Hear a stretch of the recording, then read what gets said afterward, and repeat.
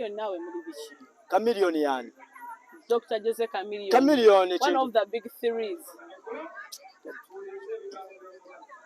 I don't comment on that. Neda tubulire. Chameleon No, I'm not commenting on that. Tubulira mugwe naye. I'm not commenting on that. Naye Chameleon tomanye ebyaddala oba oli mu kulimba. I laugh it off.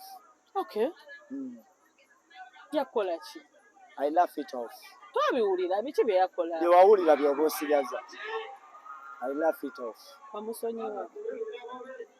Davido, Wizkid, Tems, Burna Boy, Wu-Tang Clan. I'm heading for you. Okay. I'm heading for you. No, Mama Agala local. Me, I'm not local. Okay. Me, I'm not local. It's okay. You might even be getting an interview from me for the last time. Yes, mukwano go. Sagala werimbe. Siri mukwano. Oli muntu gwe mmanyi. Ne mu week ewedde tomanche nalidde. Tomanche nalidde mu week ewedde. Okay, kati tubulireko Chameleon. Kati olaba yo nonsense wammwe. Kati mmwe mwagala. Nti nze mbisanye nani ne Camille. I told Camille what was hurting me. Ekyo ne kiggwa. Ayina muntu mukulu. Message waba yagifuna. Nenga yakuyisanga bubi. Tubulireko nawe proper. Tugende ku bintu ebigasa eggwanga. Lwaki bwemba mukola interview temwogera ku bintu nga Grammy Awards? You're so limited. Okay. Thank you. No, it's not necessary. Okay. It's really not necessary. Okay. Bantu katono nnyo nga tetunagenda ku kayimba. Oli mu kibiina ki? No. I was born independent with a very independent mind. By the way, I'm called Dr. Proper, the jobless billionaire. Okay. Jobless billionaire mind. Yeah. Jobless billionaire.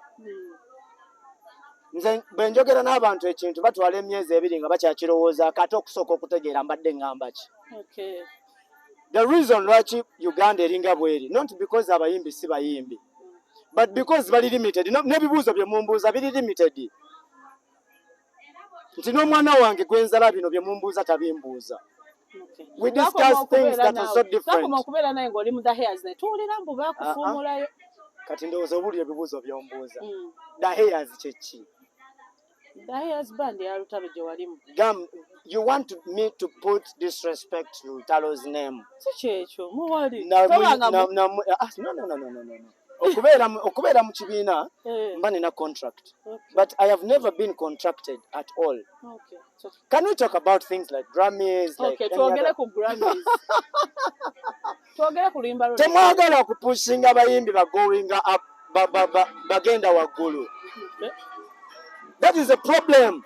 Sir. By the way, step up your game. Yeah. And don't edit this. Yes, I'm not. Mwe editing ebintu ne mukola ebyamwe bye mwagala. Yes, sir. But stop being cheap. Stop being local. Yes, but sir. Journalists by Uganda, stop being local. Okay, so what you get at there? But don't be local. Like you? No, I'm not. You are. Nah. Gonna banyimba wa. Towali? Omuyimbi gwe nayimbye naye oga Kenzo. Is the biggest export. Okay, tubulira nayimbye na Kenzo. Ye yakusabye collabo gwe wamusabye. The way we met, ebyo biri personal. Because Kenzo mbadde naye ebbanga lyonna. Okay. But ye muntu gwe nakoze naye oluyimba gwe weebuuze lwaki Proper abadde tayimba ate n'akola na Kenzo. Kituufu. Because it's an export. It is about numbers. Twakoze oluyimba wina. Tetwakoze oluyimba lwakwemulugunya. Wabula oluyimba oluzzaamu abantu essuubi. Mbasaba ekintu kimu buli munnamawulire ali eyo. If you want Uganda to move ahead, nga n'abayimbi be mujjako interview b'amaanyi. Nga n'ebifo be mumajjiramu interview si bye bino. Ebifaanana bwe biti. Stop being local. Promote your musicians.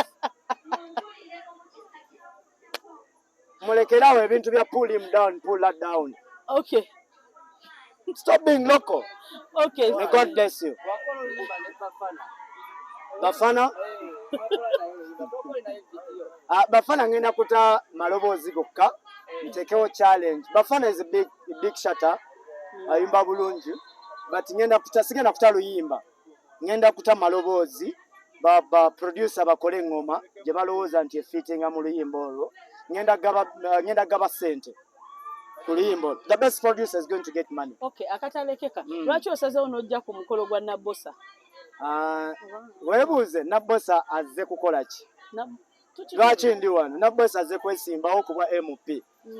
Ekiri mu byonna nti Nabbosa tandaze nti ajjira kweno kaadi oba eno. Nze siri wa byabufuzi. Nzize ku lwa Nabbosa kuba muyimbi munnakitone munnange, kubanga njagala kuliftinga munnakitone munnange. So kumussa wansi. That is why I'm here. Maybe omu gwe tunaayitamu policies okubeera nga zitambula. Nandibadde nga siri wano singa sigenda mubeereramu. Ndi wano kubanga nze nzikiririza mu kugattako. Kyova olaba ndi wano. Gondaba gye mukwatira kamera zammwe ondabawa. Tewali sewo. Weebale nnyo. Weyanza sewo. I'm not political. Bobi Wine, I salute you. Thank you.